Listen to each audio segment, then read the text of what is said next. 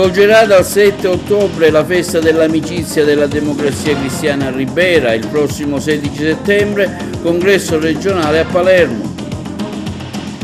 Insulti sessisti alle ragazze della Prologo di Aragona, lo denuncia il sindaco Peppe Pendolino. Baciata dalla fortuna, una vincita al Gratta e Vinci, frutta ben 2 milioni di euro. Un video dell'Arma dei Carabinieri per dare consigli utili alle persone più fragili contro le truffe. Si svolgerà il prossimo 9 settembre sabato a Palma di Montechiaro il premio Gattopardo d'Oro, a Montevago festa del vino nel Vino Settimana, a Licata il Garà Mariano giorno 7 settembre. Presentata la squadra dell'Empedoclina Calcio in piazza durante la festa di San Calogero, pubblicato il calendario di Serie D. La prima vedrà il derby tra l'Acragas e il Licata, intervista all'ex presidente Giavarini che auspica di avvicinare le due tifoserie.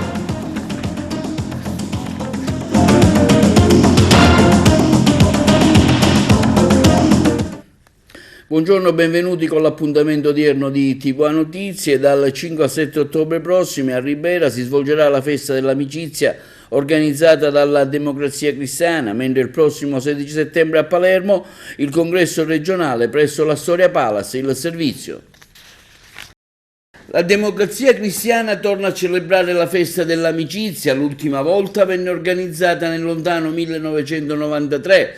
A 30 anni di distanza il popolo democristiano si ritroverà tutto insieme per una 3 giorni che verrà organizzata a Ribera, il comune dell'onorevole Paci.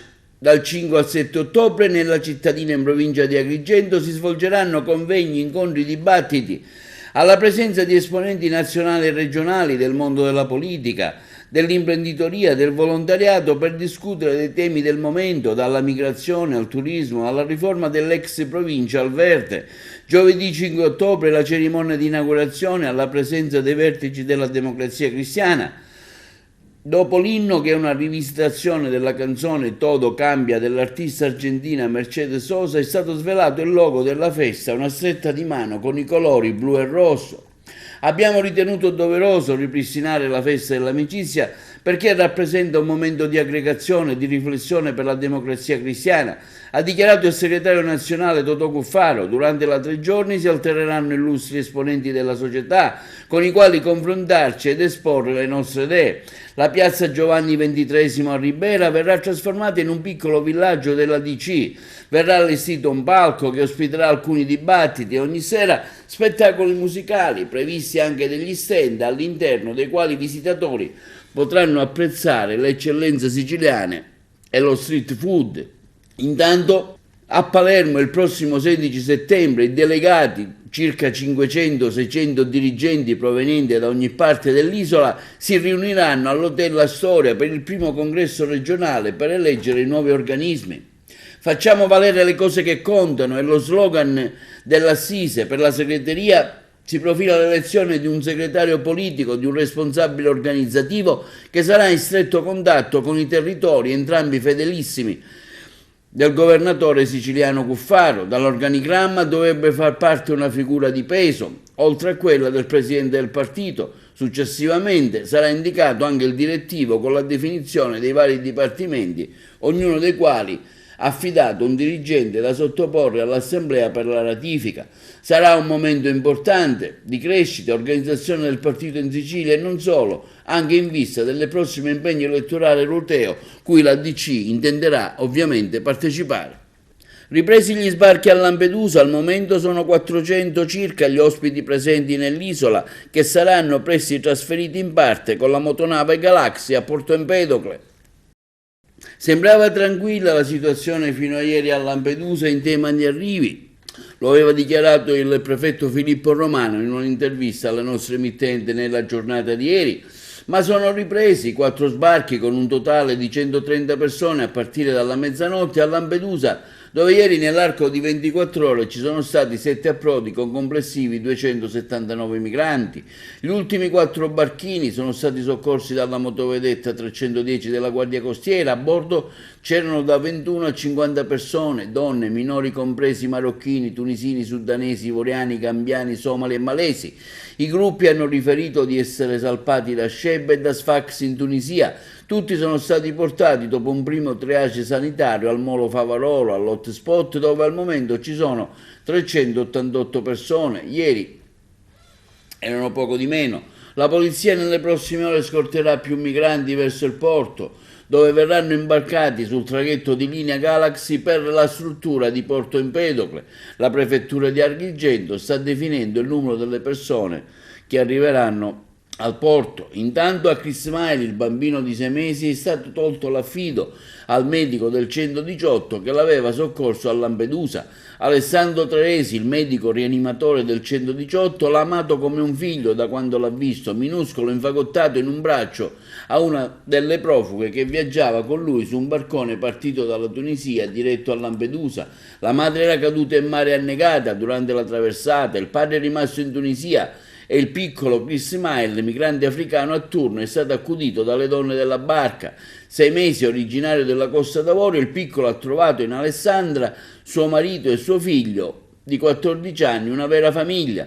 Il tribunale dei minorenni, anche grazie al consenso del padre del piccolo contattato dalla dottoressa, acconsente. Alessandra sa bene che si tratta di un affido temporaneo e che Chris Smile non resterà con lei per sempre, ma dopo una settimana dall'arrivo del piccolo chiama la polizia. Mi dicono, racconta, di andare in tribunale col bambino perché servivano alcuni documenti, alcuni dati. Io vado e prima ci tengono in una stanza con 3 agenti, il responsabile di una casa famiglia. Poi mi comunicano che il giudice ha revocato l'affido e che devo restituire il bambino, che sarà mandato in una struttura protetta. Nessuna spiegazione, nessun cenno al motivo della revoca dell'affidamento del piccolo Chris Smile. Insulti sessisti alle ragazze della Proloco di Aragona, l'ira del sindaco Pendolino, no ad ogni forma di violenza. Un cartello affisso su un albero e la scritta Buttani è stato fatto trovare davanti alla sede della Proloco di Aragona, dove operano numerose donne e alcune ragazze del servizio civile. A rendere inequivocabile la destinataria dell'insulto sessista una freccia a destra che indicava la direzione dell'associazione che si occupa di promozione del territorio. L'episodio è stato denunciato dal sindaco Giuseppe Pendolino e dall'assessore Ramondo Chiara. L'amministrazione comunale, si legge in una nota, intende stigmatizzare con fermezza ogni atto di violenza e di epiteti rivolti alle donne e soprattutto dopo i fatti gravi che sono successi a Palermo. Il sindaco di Aragona aggiunge: attenzione alla violenza che non fa rumore, non lascia lividi, ma fa comunque a pezzi. Sono le persone deboli che hanno bisogno di sminuire gli altri per sentirsi migliori. No alla violenza in ogni sua forma, no alla violenza sulle donne. E Cattolica Eraclea è baciata dalla fortuna. Una vincita al Gratta e Vinci da ben 2 milioni di euro si è registrata in una ricevitoria della cittadina agrigentina. Ignoto al momento è il fortunato vincitore che avrebbe acquistato un biglietto della serie Super Numerissimi, una vincita record per la provincia di Agrigento dopo l'acquisto di un tagliando da 5 euro. Sentiamo proprio i proprietari del tabacchino.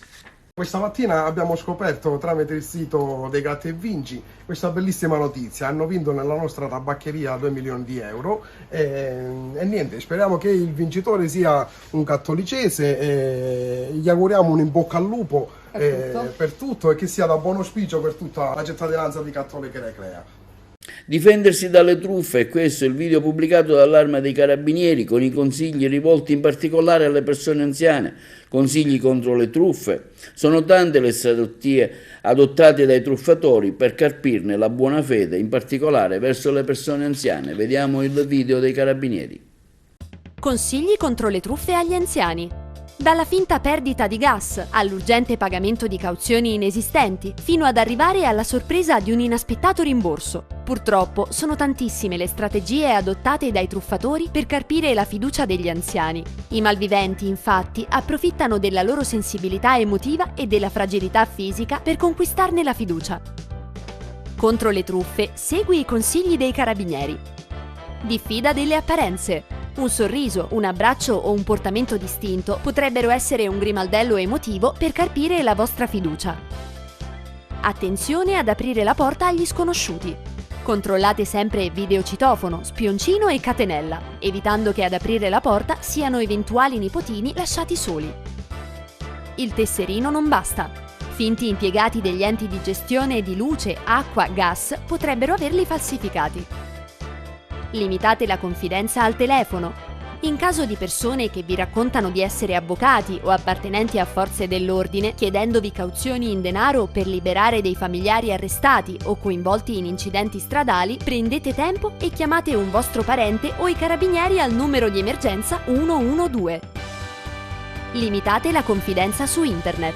Sui social e per email non diffondete dati e informazioni personali, come password o dati bancari. Non fatevi distrarre. Negli ambienti affollati, sui mezzi pubblici di trasporto, al mercato, è facile distrarre una persona con una spinta, all'apparenza involontaria, o una battuta spiritosa mentre si maneggia del denaro. Il tutto per creare circostanze favorevoli a ladri e truffatori.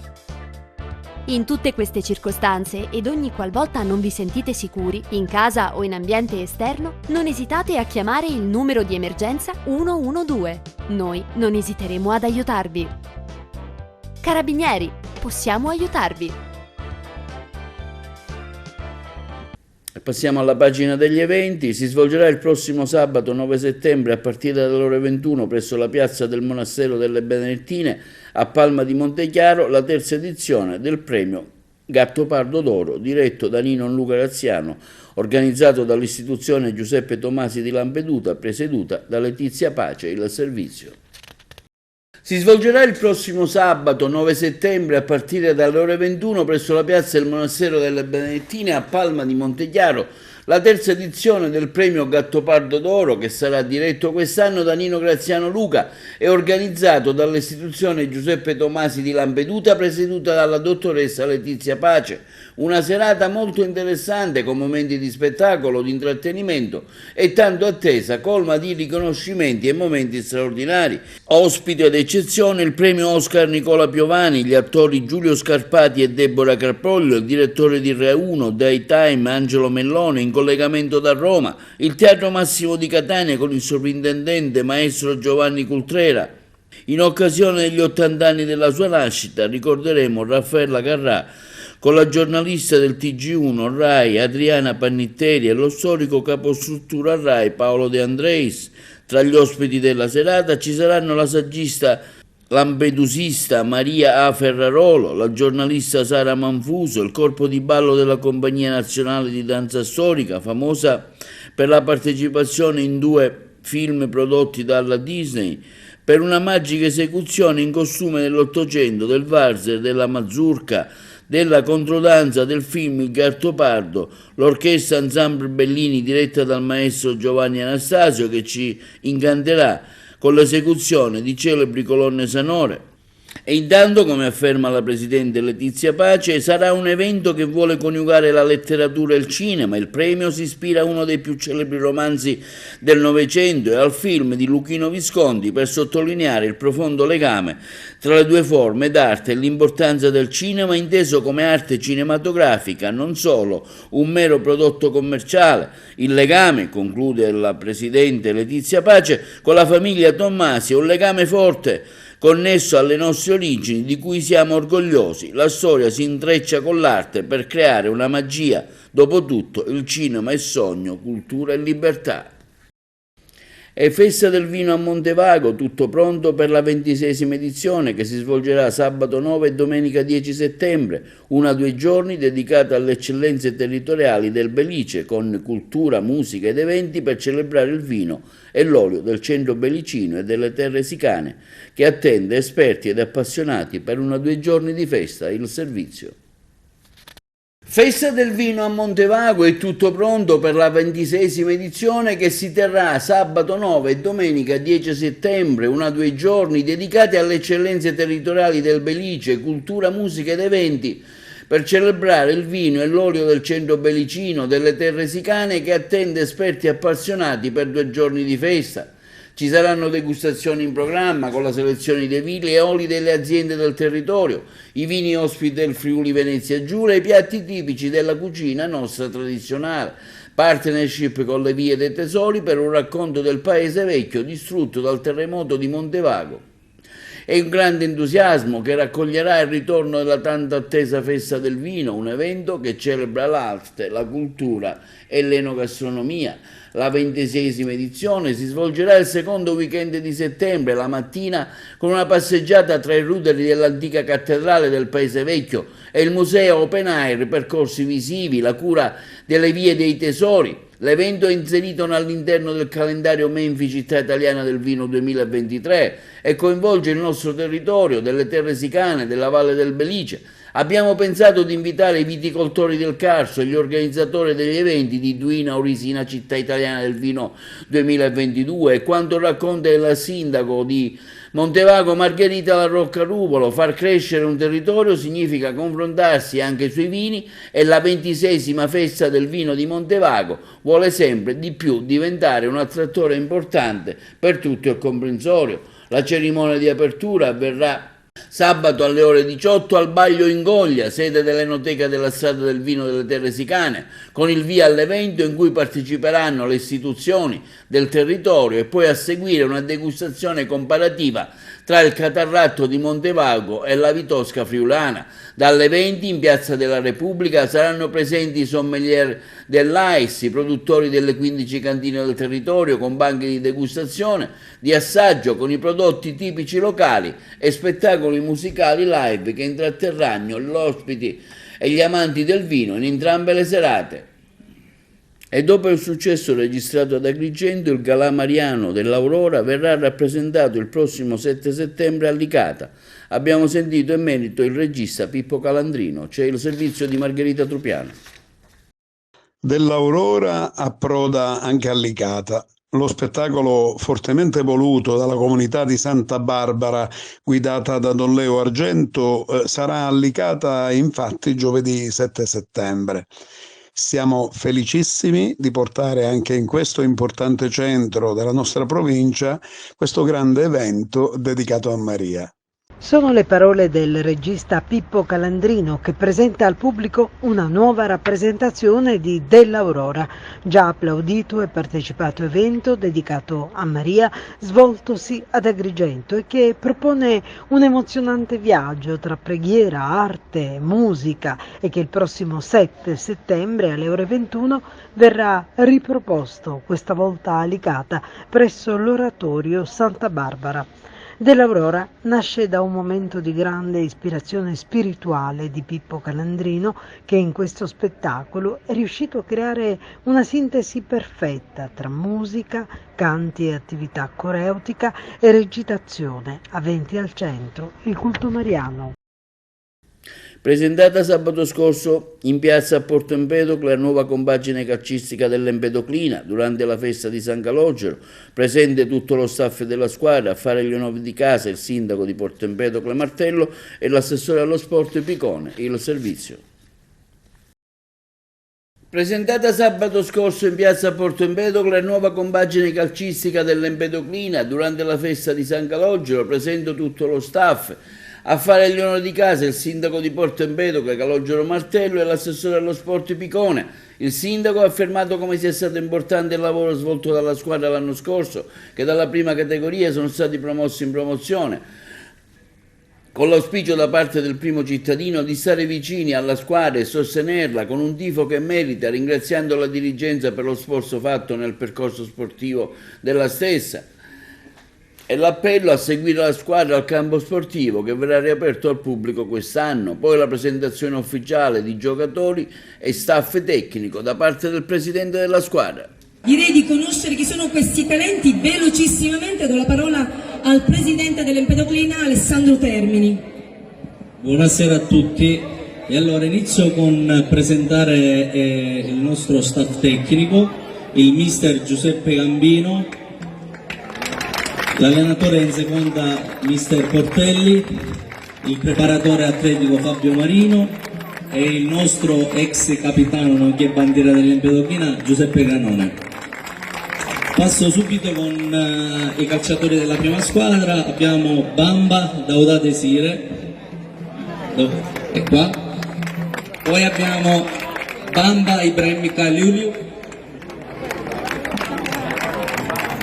Cefalu Antonino, Lopresti Ernesto, Punjabi Musa, Polito Giuseppe, Presti Ottavio, Priolo Giuseppe, Pullara Salvatore, il nostro capitano Ricco Bono Daniele, San Filippo Angelo, Scannella Samuele, Sciacca Marco, Sodano Gioele, Spagnolo Ivan, Stella Aureliano, Sutti Alessandro, congedimi Taormina Giovanni che è assente per problemi di salute, Yebua. La presentazione della squadra è qualcosa di importante per questa città. L'Empedoclina ha sempre rappresentato un momento di incontro e di sport e di grande crescita per la città di Porto Empedocle, e dopo il grande lavoro fatto dai giocatori e dai dirigenti l'anno scorso, che dalla prima promozione sono passati, dalla prima categoria sono passati in promozione, avevano il piacere di presentarsi alla città, perché credetemi, oltre all'impegno, oltre alla volontà di tutti coloro che si cimentano allo sport, c'è bisogno del calore della città. Quindi vediamo se quest'anno riusciamo a stare vicino alla squadra, perché è davvero un peccato non avere il calore della città e quindi avere il tifo che merita. Voglio fare un ringraziamento ai dirigenti di questa squadra, che nel corso degli anni hanno avuto tanti di quei problemi nel portare avanti questo impegno, che però con caparbietà e con impegno sono riusciti ad ottenere la promozione. Quindi, e chiudo, speriamo, fate in modo che quest'anno al campo sportivo, che sarà riaperto anche al pubblico per quanto riguarda le prime partite, vi sia un sostegno non solo morale ma anche fisico. La vostra presenza è importante. Grazie a tutti e buona serata.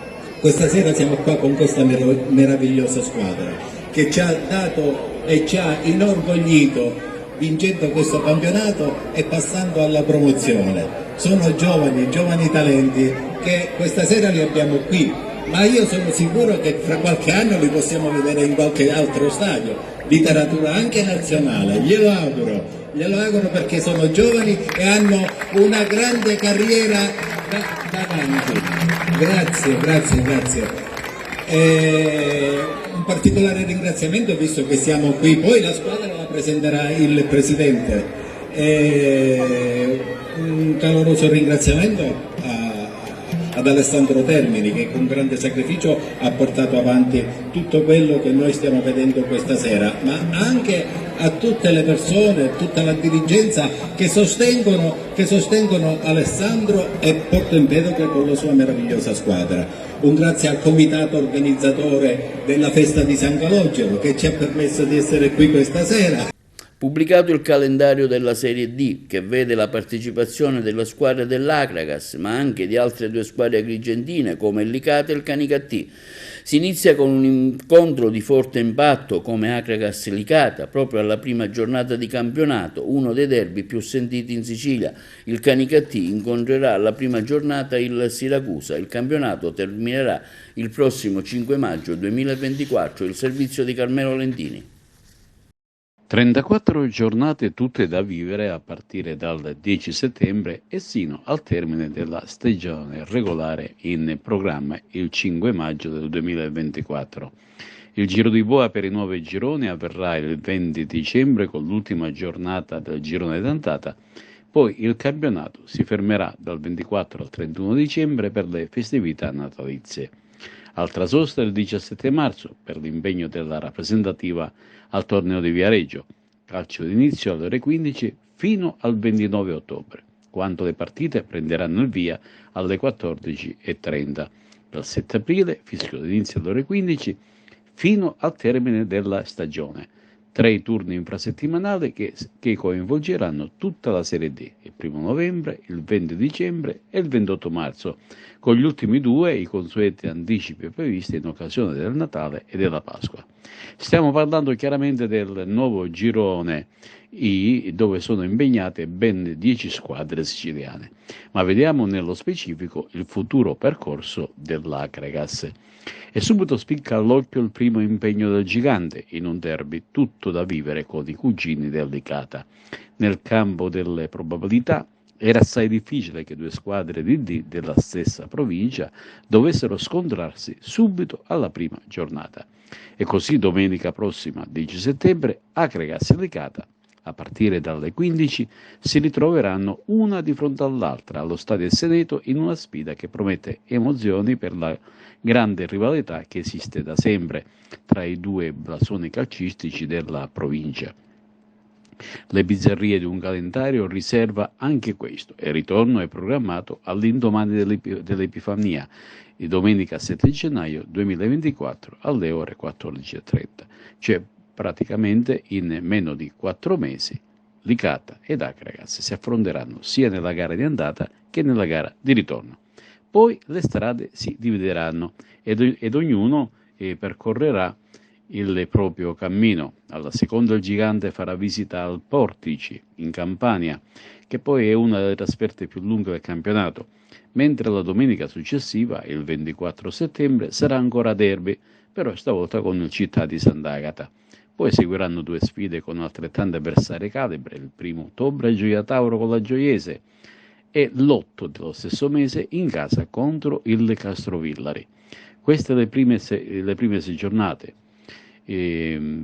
Praticamente ci sono poi 2 derby, mentre dalla 7ª alla 12ª sono previste invece 4 sfide tutte siciliane. Il 15 ottobre al Provinciale con il Trapani, il 22 sempre del mese d'ottobre in casa con il Ragusa e il 1 novembre fuori con il Canicattì. Il 12 invece ci sarà la sfida con la San Cataldese al Valentino Mazzola. Negli ultimi 5 scontri del girone d'andata, dal 26 novembre al 20 dicembre, gli altri derby. Si inizia il 26 al Tuparello contro la Cireale, mentre la domenica successiva, vale a dire il 3 dicembre, si ripropone al Seneto lo scontro con la 9 Gea Virtus, mentre il 17, sempre tra le mura amiche, con il blasonato Siracusa. Si chiuderà il girone d'andata fuori casa sul campo del San Luca.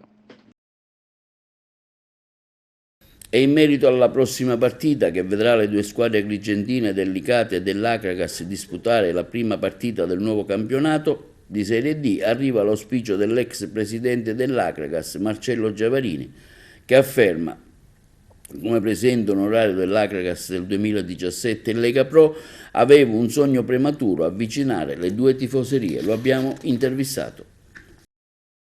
In merito alla prossima partita, che vedrà le due squadre agrigentine, quella del Licata e dell'Acregas, disputare la prima partita del nuovo campionato di Serie D, arriva l'auspicio dell'ex presidente dell'Acregas Marcello Giavarini, originario di Licata, che afferma come da presidente onorario dell'Acregas 2017 in Lega Pro avevo un sogno prematuro: avvicinare le tifoserie acragantine e licatese. Oggi, afferma Giavarini, i tempi sembrano maturi e spero che le autorità competenti possano permettere la realizzazione di tutto ciò domenica prossima in occasione del derby Acregas-Licata. Finalmente, a distanza di 6 anni, vedo che il tema ritorna di nuovo alla luce, alla ribalta, per cui mi fa veramente piacere se gli organi competenti accettassero la proposta di fare in modo che le due tifoserie si riappacificassero. Sui social ci sono pareri contrastanti, c'è chi dice che è possibile, c'è chi auspica di sì, ma c'è anche chi dice che è un po' impossibile, come mettere laziali e romani insieme. Sì, è vero, ci sono le varie filosofie, però noi siamo quelle per vedere lo sport in un modo pacifista e non ad ogni costo di offendere una tifoseria all'altra. Quindi secondo lei cosa si dovrebbe fare? Secondo me domenica si dovrebbe fare in modo che aprire le porte che vengono i tifosi del Licata, il tifoso del Licata manifestare un atteggiamento abbastanza pacifista, lo stesso quelli dell'Acregas, e così piano piano si intravoleranno delle trattative, piano piano col tempo le due tifoserie non dico si riabbracceranno, ma saranno sempre più sensibili l'una all'altra.